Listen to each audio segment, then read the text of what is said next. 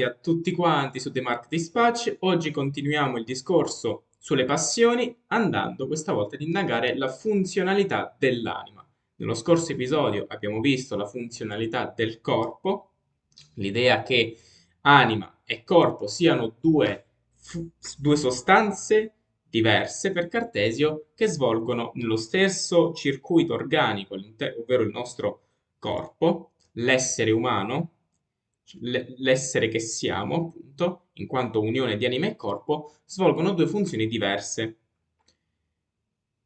Capito che cosa intende Cartesio parlando di corpo, quindi leggi meccanicistiche e via dicendo, vediamo la funzionalità dell'anima. Un'anima che, contrariamente all'idea platonica, da Platone in poi fino anche alla scolastica, di separazione dell'anima in razionale, ritorniamo a Platone ad esempio, in razionale, concupiscibile e irascibile. Anche la divisione stessa scolastica degli appetiti li chiamano dell'anima sensibile in anche loro desiderativa, ovvero quella concupiscibile platonica e irascibile. Questa divisione scompare in Cartesio. L'anima cartesiana è sia razionale che sensibile. Diviene un'anima unitaria. Quindi l'anima per Cartesio è una, è inestesa e immateriale, appunto è la res cogitans, ed opera, svolge le sue funzioni nell'essere umano all'interno della ghiandola pineale. Che cos'è questa ghiandola pineale? La ghiandola pineale è l'unico organo, chiamata così perché ha la forma di una pigna, è l'unico organo che si trova al centro del nostro cervello ed è indivisibile, nel senso che è l'unico organo non speculare, che non ha una controparte simmetrica, ed è dunque la sede dove Cartesio fa coincidere l'unione dell'anima con la quale fa coincidere l'unione con la res extensa con il corpo.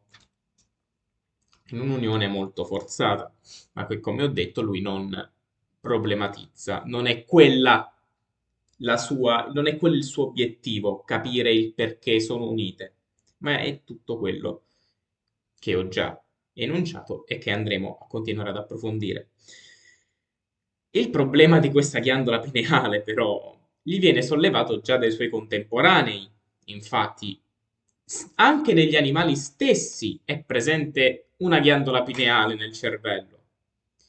Così come la stessa comunità scientifica a lui contemporanea aveva ormai dato per assodato il non primato della ghiandola sull'influenzare i movimenti del corpo.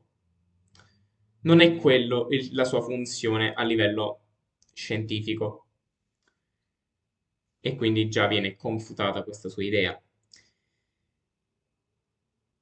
Essendo l'anima unitaria, essendo la ghiandola pineale un organo, se vogliamo appunto indivisibile, dunque essendo l'anima indivisibile non può che essere che operare da lì, anche lo stesso pensiero che abbiamo è un unico pensiero. Ad esempio, Cartesio si pone anche questo problema perché quando vedo questa penna o questo evidenziatore ne vedo solo uno, ne ho solo un'immagine. Importanti anche saranno le ricerche che Cartesio farà in ambito fisico sull'ottica.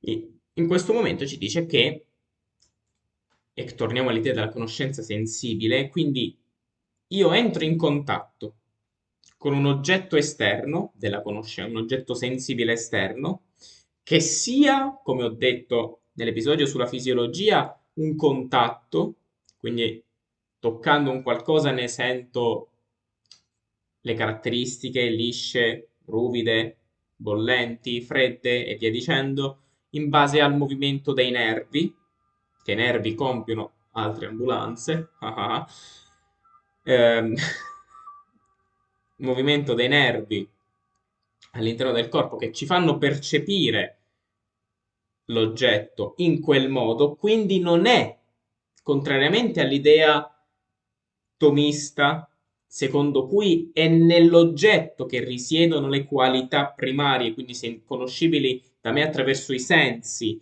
e dunque l'oggetto della conoscenza si dà a me così come è. Per Cartesio, le caratteristiche dell'oggetto me le rappresento, anzi il corpo, il modo in cui il corpo ne fa esperienza me lo rappresenta in un determinato modo.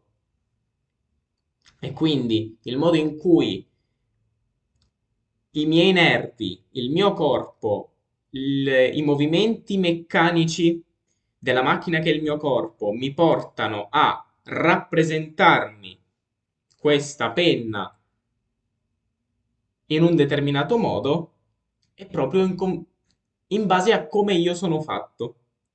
Ed è dunque, ad esempio, il mondo come volontà e rappresentazione di Schopenhauer, l'idea di Kant di differenziazione tra fenomeno e noumeno. Fenomeno, l'unica cosa che noi possiamo conoscere della realtà, la realtà così come ci si rappresenta, o meglio, la realtà così come noi ce la rappresentiamo. E quindi perché ne ho un unico pensiero? Ho due occhi, quindi due movimenti, secondo Cartesio, dei nervi, che però gli spiriti animali all'interno del cervello si posizionano sulla ghiandola pineale in precisi punti, dandomi solo un'immagine. Comunque, però, l'idea di fondo è che è il modo in cui il mio corpo percepisce un determinato oggetto e non come l'oggetto è, perché è impossibile conoscere la verità dell'oggetto. Non possiamo arrivare al noumeno, non possiamo squarciare il velo di Maya, se vogliamo vederla in questi termini. Quindi la funzionalità di questa anima, che cos'è se non il pensiero? Il pensiero che è diviso in pensiero di attività dell'anima, quindi del libero arbitrio, della volontà dell'anima. Quindi dividiamo l'attività dell'anima dalle passioni dell'anima, ciò che l'anima svolge in maniera attiva, come ad esempio vedremo l'agire in virtù, o lo scegliere di camminare, dalle passioni, da ciò che l'anima pensa, appunto, ma in maniera passiva. Dunque, che cosa sono le passioni? Sono delle percezioni che sono causate da un'impressione che si trova nel cervello. E quindi, nei riguardi dell'ambito della passività dell'anima, rientrano non solo le passioni intese come emozioni, come quello che intendiamo noi, ma anche, dice Cartesio, l'immaginazione. L'immaginazione, i ricordi, il cosiddetto mind wandering, i castelli mentali, i sogni, appunto ad occhi aperti, le fantasie e ad occhi chiusi, come dormiamo. In questo rientrano queste cose perché sono quelle percezioni, quei pensieri che abbiamo, secondo Cartesio, causati da un movimento degli spiriti animali casuale, totalmente casuale all'interno del nostro corpo, casualmente muovendosi all'interno del cervello perché il movimento, come avevo detto, è il cuore che pompa questi spiriti animali che sono la parte più leggera, le particelle più piccole del sangue e più agitate che si muovono più velocemente all'interno del corpo, che portano appunto il movimento e muovendosi anche verso il cervello portano all'anima la percezione dei pensieri, appunto, nei riguardi delle passioni, perché appunto posizionandosi sull'anima ci fanno rappresentare le cose ed è una modalità in cui l'anima conosce, l'altra è l'attività stessa dell'anima. Infatti, questa attività stessa dell'anima influenza a sua volta il movimento della ghiandola pineale, che influenza a sua volta il movimento degli spiriti animali, che a loro volta influenzano il movimento della ghiandola pineale. È tutto un influenzarsi a vicenda in un circuito di parallelismo.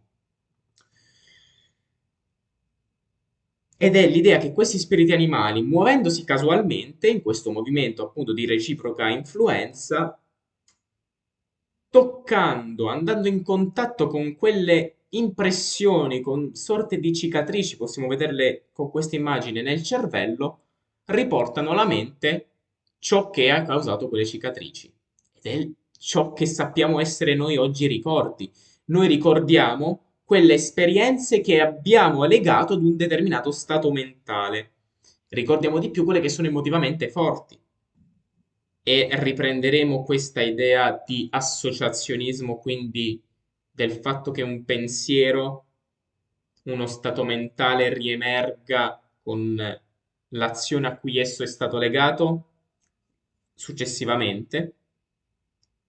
Vediamo come quindi questa idea di immaginazione è diversa da ciò che sono propriamente le passioni dell'anima, perché queste non sono causate da un movimento casuale degli spiriti, ma da un movimento meccanicistico che risponde a delle leggi di natura che vanno a posizionarsi sulla ghiandola pineale, non perché incontrano casualmente nel loro muoversi delle cicatrici, queste impressioni nel cervello, anche se questo stesso movimento Cartesio appunto, non ha gli strumenti per arrivare a questa concezione, anche se questo stesso movimento può essere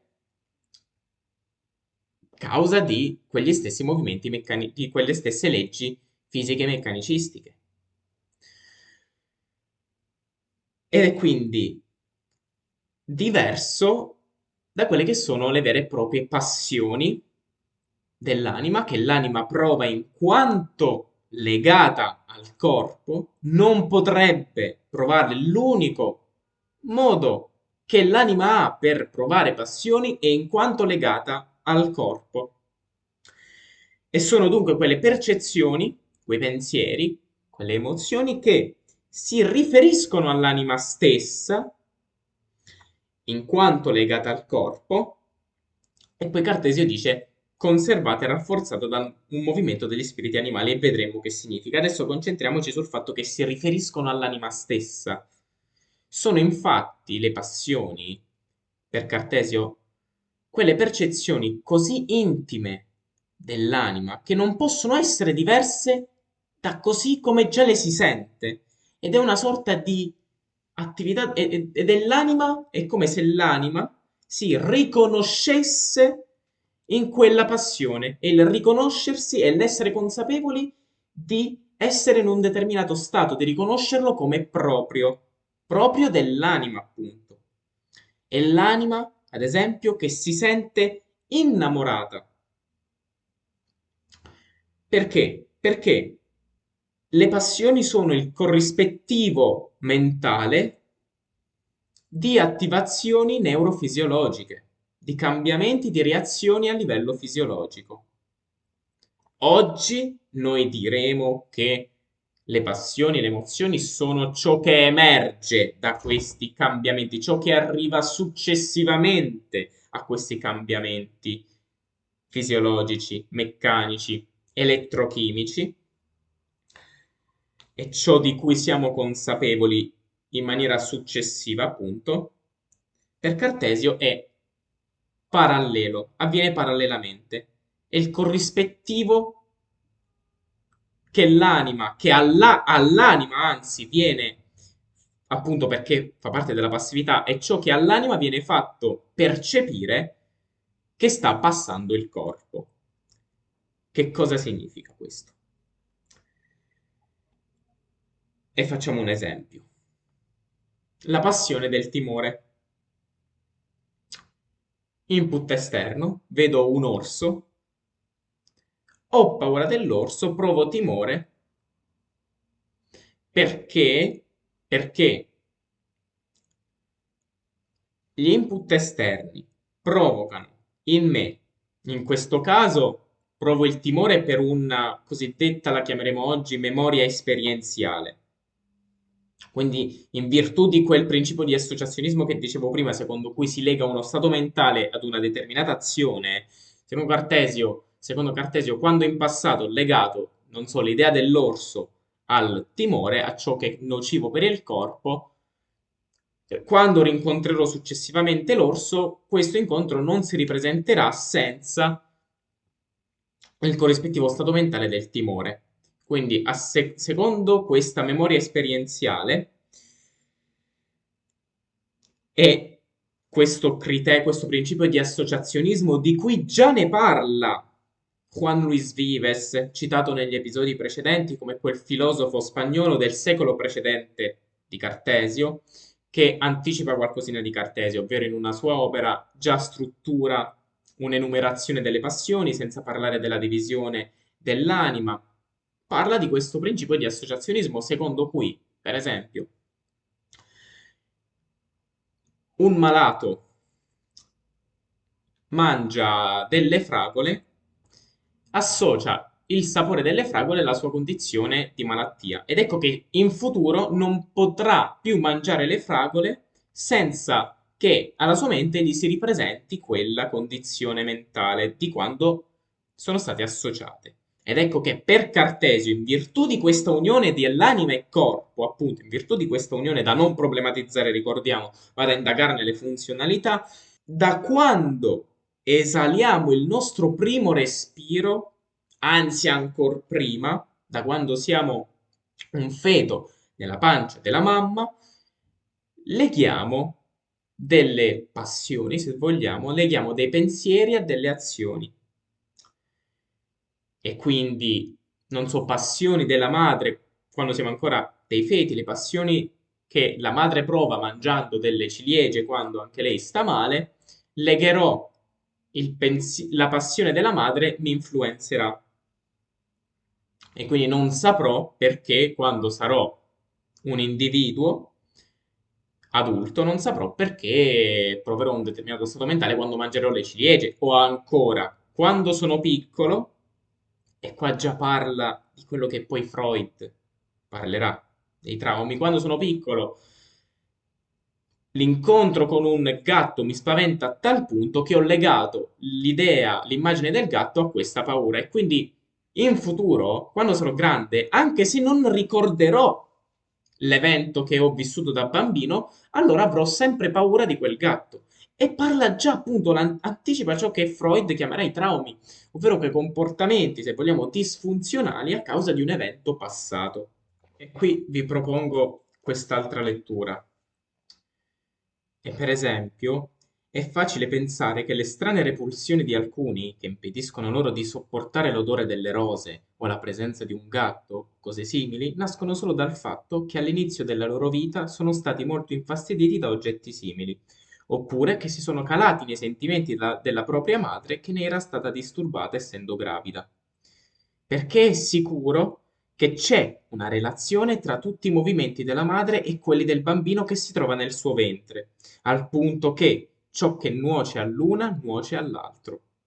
E l'odore delle rose può aver provocato un forte mal di testa ad un bambino quando stava ancora nella culla, oppure un gatto può averlo terrorizzato senza che nessuno se ne sia accorto, né egli ne abbia avuto in seguito alcun ricordo. Anche se l'idea dell'avversione che egli aveva allora per queste rose o per questo gatto resta impressa nel suo cervello fino al termine della sua vita. L'idea di Freud che il bambino è ciò che l'adulto poi sarà, quindi ciò che il bambino subisce, ciò che il bambino vive, influenza l'adulto che sarà. Ed è quello che ci sta dicendo Cartesio con ciò, con quest'idea di associazionismo, l'idea che ciò che viviamo, in virtù di questa unione tra anima e corpo, ci si ripresenterà in futuro. È possibile cambiarlo, è possibile cambiare la risposta, a questa azione e questo pensiero è possibile cambiarle attraverso l'abitudine, attraverso abituandosi a reagire in un altro modo. Vediamo cosa significa. Quindi tornando all'idea, io vedo questo orso per memoria esperienziale, per principio di associazionismo, provo timore, implementiamo l'idea di questo timore, perché quando è che incontri un orso quando sei piccolo a Cartesio? Ma che cazzo stai a di? Implementiamo l'idea di 2 secoli successivi di Darwin, secondo cui è per evoluzione che provo queste emozioni, provo questi istinti che Kahneman oggi ci chiama i pensieri veloci, ovvero le emozioni, ovvero quelle cose che proprie del corpo subentrano in maniera rapida, anche se meno corrispondente, meno precisa, lui dice a bassa frequenza, ovvero meno corrispondente alla realtà dei fatti, perché volte alla nostra sopravvivenza. Quindi Darwin l'idea che per evoluzione, secondo il principio di evoluzione, per sopravvivere abbiamo sviluppato questi istinti. Il modo in cui il corpo è fatto ci fa provare questa sensazione di timore di fronte a ciò che riteniamo essere un pericolo, quindi l'orso. Perché sentendo ad esempio, anche tornando a Kahneman, passeggiando di notte, un rumore dietro una siepe, penserò istintualmente a quel pensiero veloce, il pensiero, l'emozione che mi viene in maniera rapida, perché volta la mia sopravvivenza, essendo quella filogeneticamente più antica, mi porterà a fuggire, appunto, ad avere timore. Successivamente subentra il pensiero lento, ovvero la razionalità, che è più accurata, se vogliamo, più logicamente accurata, però più lenta subentra successivamente, che mi farà render conto che era semplicemente non un orso, appunto, ma il vento che aveva fatto muovere il cespuglio. Allora, tornando quindi all'idea di questo incontro con un orso, per Cartesio, l'oggetto esterno smuove in me i nervi, il modo in cui il mio corpo è fatto, che porta, smuovendosi, muove gli spiriti animali che portano a rappresentare all'anima questa passione. E l'anima appunto la percepisce come tale, come nociva, essendo l'orso nocivo per il mio corpo, essendo il fuoco bollente, non so, toccando una pentola bollente, mi scotto, essendo nocivo per il corpo, per Cartesio questo poi viene rappresentato nella mia mente appunto come nocivo. Ma non perché, appunto, qua torniamo alla critica, al totale ribaltamento della concezione tomista, non perché è cattivo l'oggetto della pentola. La pentola non ha alcuna proprietà al di fuori di essere pentola. È il mio modo di percepire quella pentola che me la fa passare come qualcosa di nocivo per il corpo. Solo che mentre per Cartesio il corrispettivo, questa passione è semplicemente appunto il corrispettivo mentale di questa reazione fisiologica, ciò che è nocivo per il corpo viene fatto passare nocivo all'anima. Per James, William James, psicologo statunitense, padre del funzionalismo, ovvero dell'idea secondo cui ogni cosa che è nel nostro corpo è funzionale a qualcosa, ci dirà che, appunto, avendo le conoscenze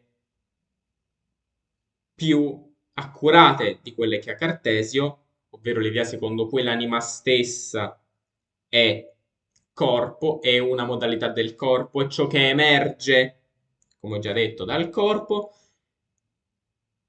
non è il corrispettivo mentale, ma è ciò che emerge appunto mentalmente, successivamente. Ad esempio, io corro, sto scappando da quest'orso e mentre corro, mentre scappo, mi rendo conto di essere nel timore. Quindi è ad esempio il sono triste perché piango. Non è che piango perché sono triste. Io piango e piangendo mi rendo conto di essere triste, secondo James.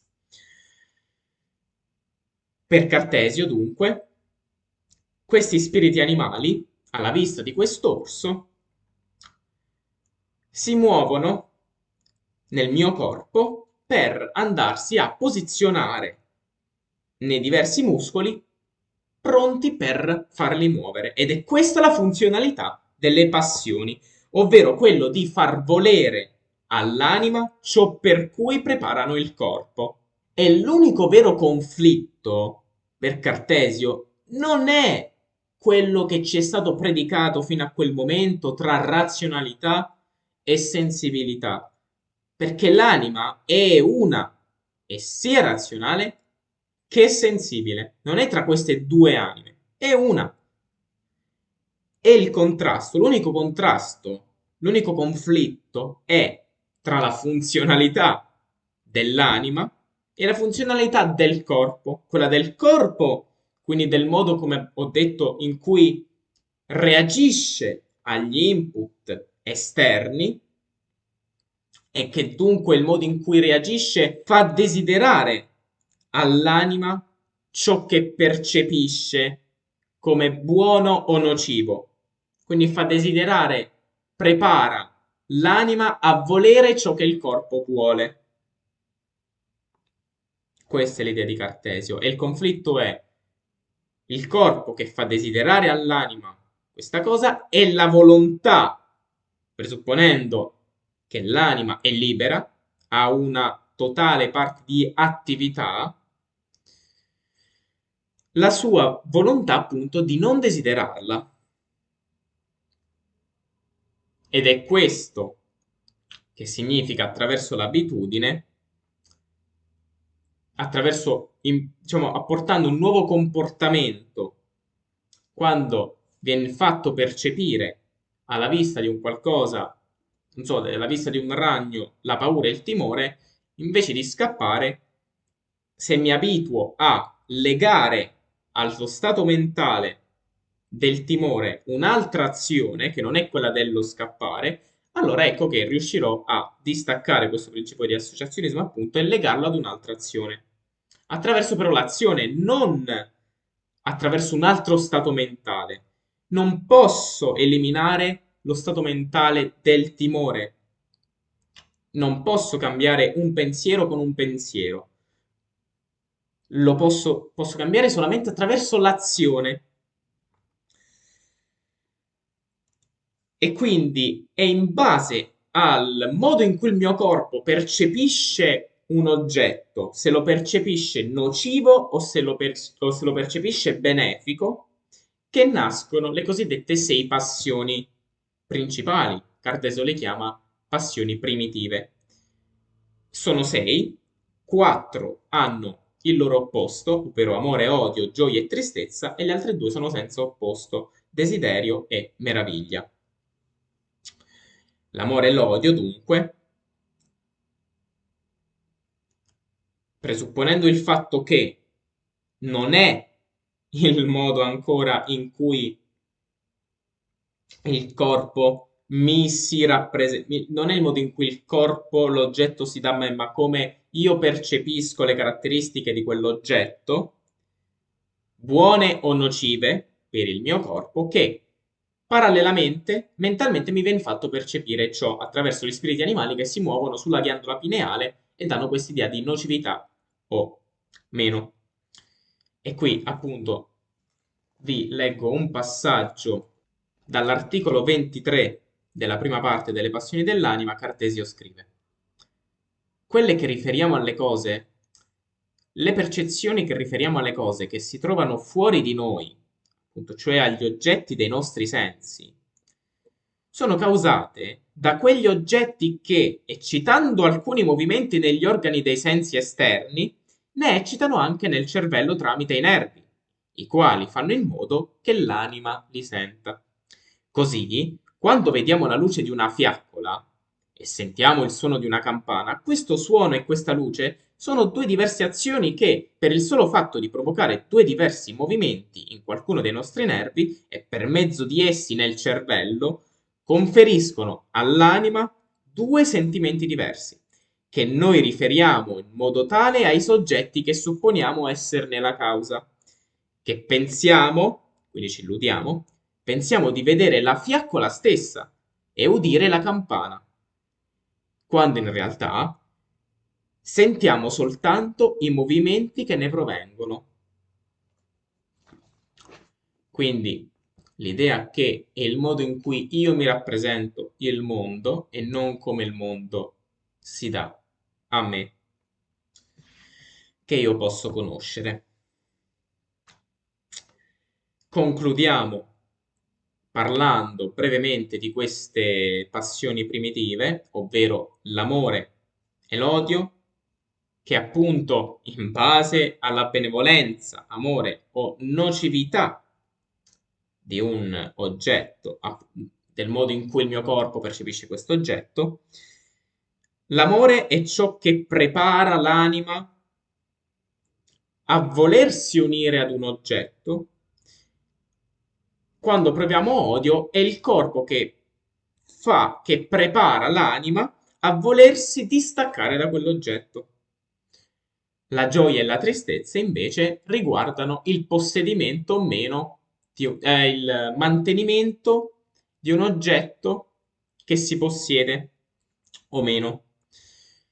E la gioia, così come la tristezza, possono anche essere solamente intellettuali, dice Cartesio. Che significa ciò? E qua colleghiamo la concezione di teatro, la concezione che Cartesio ha di teatro. Infatti, riprendendo l'idea platonica, secondo cui la tragedia, il teatro, ciò che vediamo rappresentato in un teatro, provoca in noi la risata, o meglio la gioia nella tristezza.